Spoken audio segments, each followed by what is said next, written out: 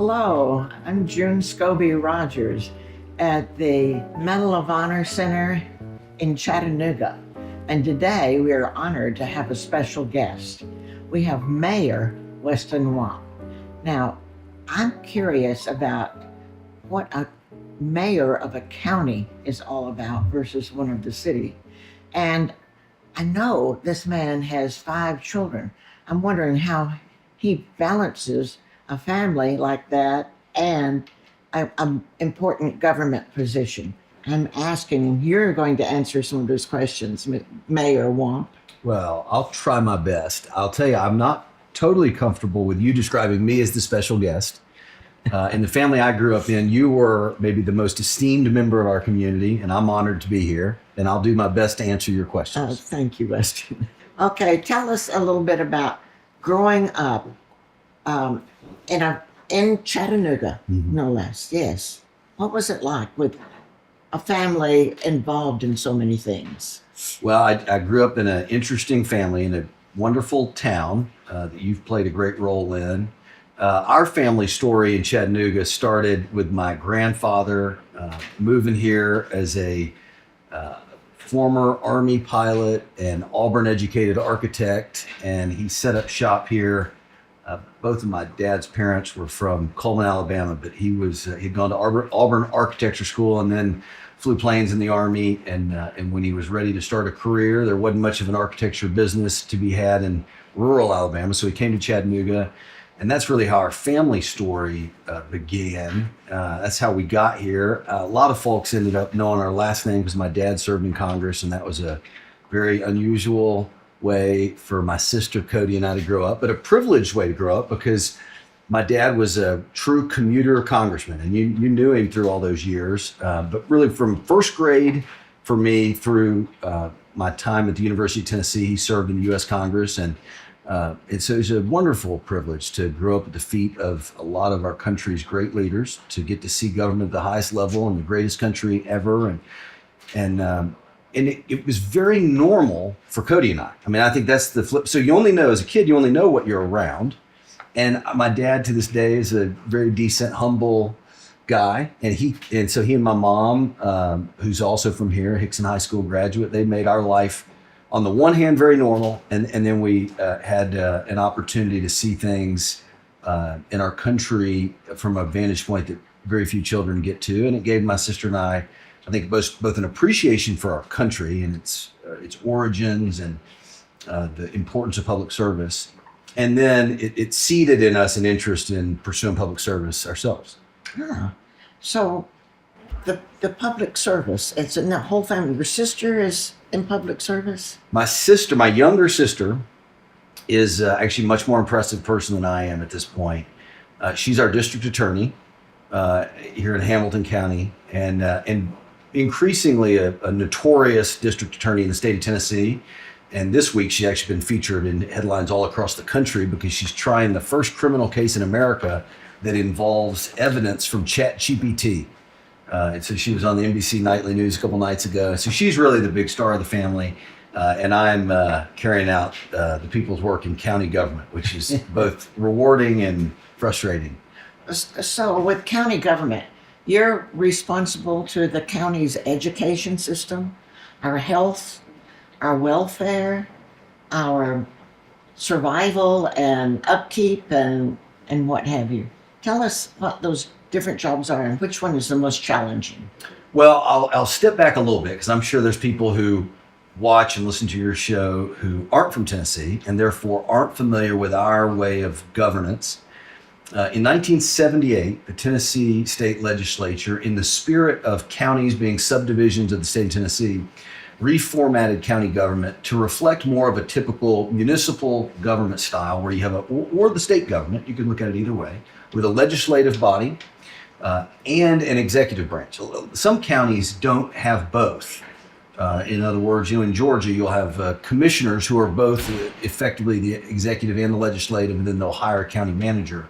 In Tennessee, all the counties hire, the voters of the counties hire a person who runs the day-to-day operations of the county. And I think the clearest way in Tennessee to think about the role of a county is as a subdivision of the state of Tennessee. Constitutional responsibilities, a jail, a public health system, a public school system, to your point. Ambulance service is another statutory responsibility of counties. And then, of course, cities can pop up and serve a variety of additional needs. But we're the backbone layer of local government. The most challenging, as you asked, the most challenging part of that is probably driving change in public education. County government is the funding body of public education. School boards don't have taxing authority in Tennessee, which is pretty unusual. So county governments fund school boards and school systems, and driving change in public education is, first of all, incredibly important. I don't think there's anything more important to the future of our country or to communities than that. And in a lot of respects, education has gone wayward. It's not as strong as it was when you were a kid at Palm Beach High School. Is that what you were saying? It's not. I mean, American education system has weakened, and I think there's a little bit of a revival underway. We've contributed to that in some major investments in career and technical education, and really meeting young people where they are. One size fits all model is definitely not the solution, and so that's where we have focused a lot of our time and energy and resources, is towards lifting up the giftedness of every child, and certainly not assuming that certain gifts are more valuable than other gifts, but that is difficult. The change in almost the structures of public education are designed to be resistant to change. It's rewarding, and we've made some progress, but that's probably the most difficult. The other one is just the executive legislative dynamic. That's why I grew up in a legislative family. And so, understanding, in our case, we have a county commission of 11. They're all quite a bit older than I am. Some of them are twice as old as I am. And so, getting 6 out of 11 of them to go along with any major agenda items has been difficult, but I've learned a lot about myself in the process. Well, that is tremendous. And having been a teacher, former teacher myself, and college professor, I know that some students really need to move toward a career rather than of activity. And they need to be a good electrician, a good plumber. We need those people. Right. But not everyone is cut out for more books and college education. So I'm very impressed that you're working in that vein to help those youngsters have a place to learn. Yeah, well, we think it's a big part of the future of the country, particularly as you see AI and other technologies and robotics change fundamentally the economy and the types of jobs that will be out in the future. What I want my children, so I'm able as a county mayor to think about public education for 45,000 students through the lens of my 5 children, 3 of whom are public school students, the other 2 will be soon enough. I want them to all be people who add value to the world. You have added tremendous value to the world. And if you think of your life that way, less about maybe a certain thing you can learn or a certain set of skills, but learning is a lifelong process. And one of the things that I think goes wrong, particularly from boys, I can speak from experience, is that learning it gains a negative connotation early in life or in your educational journey, and you never recover from it. Because what we really want in those formative years of life is we want kids to learn how they can love to learn, right? I mean, it's like this is a part of your life where you realize, I actually love to learn, but it looks different for everybody. Yeah. Honestly, I didn't really begin to love learning until I was a college graduate. Oh. I mean, that's where I learned a whole lot more probably in my 20s than I had at any point before that, because it's sort of, and some of this was probably a credit to my grandmother, who was a voracious reader. And I began to realize, I can learn about all sorts of different things, and nobody has to be my guide. I can work through books and different things, and now there's all sorts of tools out in the world and on the internet to help you learn. And so I think that's how we think, even on career and technical education. Part of the goal is just to pique the interest of students so that they realize, they have that moment where they realize, learning can be a lot of fun. And then the whole game changes. And often when that happens, career and technical education leads to higher education. Because career and technical education, using your hands, thinking about things differently, applied learning opens a door to more learning opportunities. That's what we are all about at the Challenger Center. That's right. Yes, and thank you so much, because the government, both the city and the county, helped to create that Challenger Center at the UTC campus. And you've also contributed county support for the Medal of Honor Center here We have. And thank you. Now you're supporting Coffee with June. Thank Well, you. I'm honored to. And I was a student, by the way, who in the very early days of the Challenger Center, I would have been one of the first cohorts of students to come through the Challenger Center as a student at Big Ridge Elementary. Well, speaking of children, tell me how you balance this life of 5 children and this prestigious, busy career. Yeah, I have 5 children. I had 4 children when I came into office. Wow. I'll share with you because you know my father and my mother. After I got elected, my dad had this. He was best of intentions, but he had this very heartfelt conversation with me about how I was going to need to balance all the demands of public work with a family. And I said, Dad, I love you, but and my dad and I have always been close, and my sister's always been close to my dad, but he was a congressman who was gone 4 or 5 days a week, right? Most of our life. And Congress used to work more than they work now. And my point there was just to remind him that this job, getting involved in local government, I don't travel, I don't do conferences. So I'm here almost and just an hour or 2 after we record this, I'll be throwing football in the yard. So it's a real privilege of local government that I'm home every night, but I'm usually home for dinner every night. And so part of the answer to your question, how do I maintain balance? I maintain sanity. Politics will drive you crazy. I maintain sanity because I go home and play with kids every night, so there's a grounding element, but part of the balance is just that I work very hard during the day, but usually, with few exceptions, I just don't do things after work hours.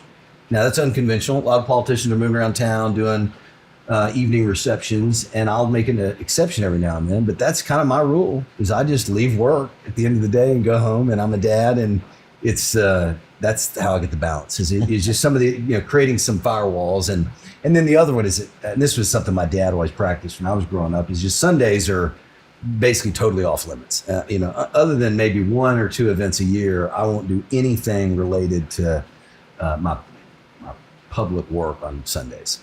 You have a tremendous partner in life. Your wife, Scobee, is her name? Mm-hmm. She must be an angel with what she can manage to work with you and the children. She is a very cool girl. She's very creative, and everybody who knows her knows that she's kind of the tastemaker. She's got great style. She puts on a great party.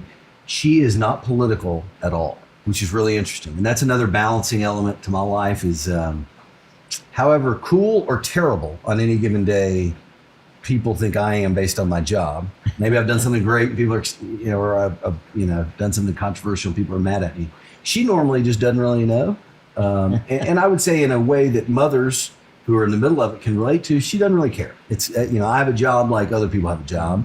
Yeah. And it's been, I think, real helpful. A toxic dynamic, just having grown up in and around politics, is a spouse, whether you're a woman in office and your husband is, really too involved.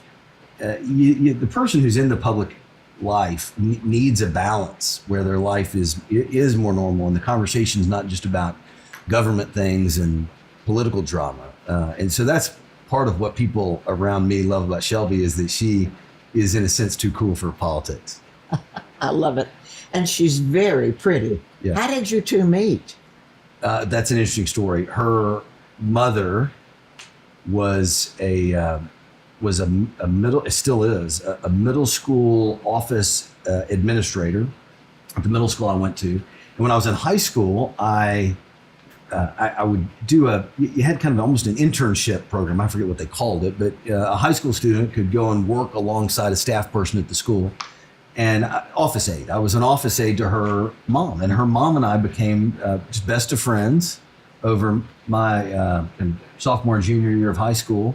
And Shelby was her younger daughter, and very pretty girl. She's 5.5 years younger than me. And so when I came back to Chattanooga from college, she had gone to college, and I had stayed in touch with her mom. And once she became a college student, all my friends knew that I had my eye on her. And sure enough, we got introduced, and we were engaged a year later. That's right.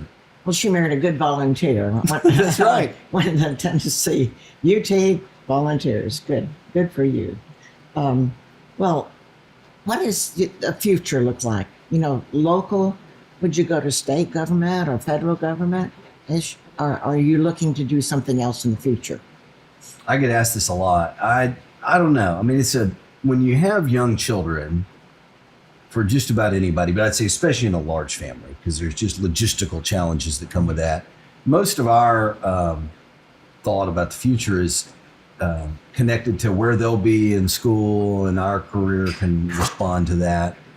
Local government is incredibly rewarding because this is sort of self-evident when you say it, but if you've grown up around federal politics, it's not obvious. And that is that everything you do in local government affects your community. And everybody cares about their community. No, I don't care what anybody says. Everybody cares about their community more than some other community. And the thing about local government is every project that I worked on today benefits this county where I grew up and where my kids go to school and where I hope that some or all of them grow up. So I love local government. When I signed up for this job, I self-imposed term limits because I thought that would be an interesting forcing mechanism. It would create a sense of urgency. I think it has. I'm nearing the halfway mark of the 8 years that I committed to. And then I will say, you asked that question, I don't have any interest in going to Washington for a long time. I think Washington is somewhat sad right now.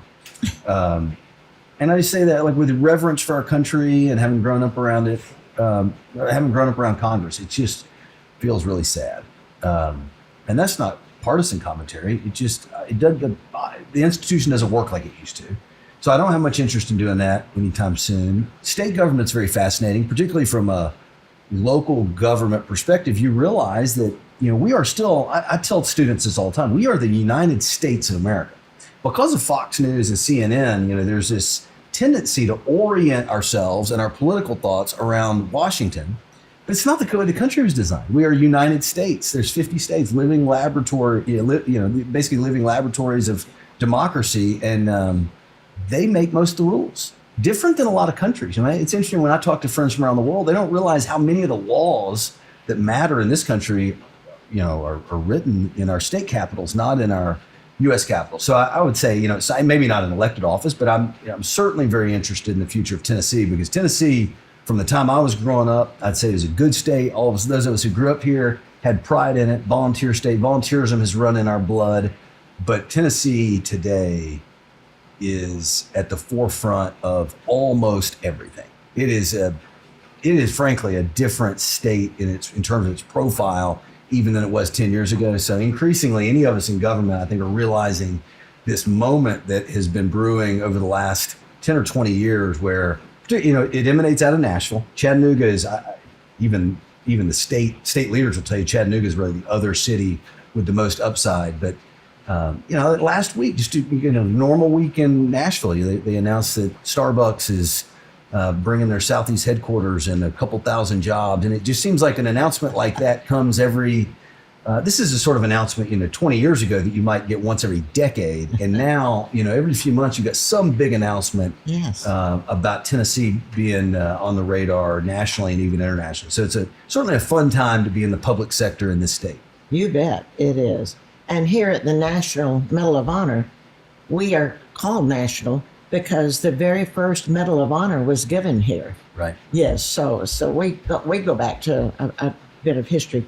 How many different communities are there in Hamilton County, or subdivisions, or what would you call them, communities? Yeah. So there are 10 municipalities, 10 cities and towns within the county. There's about 390,000 people who live in the county today. A little less than half of those people live in Chattanooga.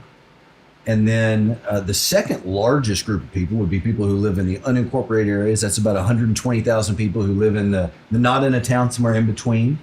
What used to be rural areas are increasingly, particularly out east, being built up. And then 9 other municipalities other than Chattanooga. If you enter from the south, from Georgia, you come into East Ridge. We're sort of notorious for our mountain communities, Lookout Mountain and Signal Mountain and Walden.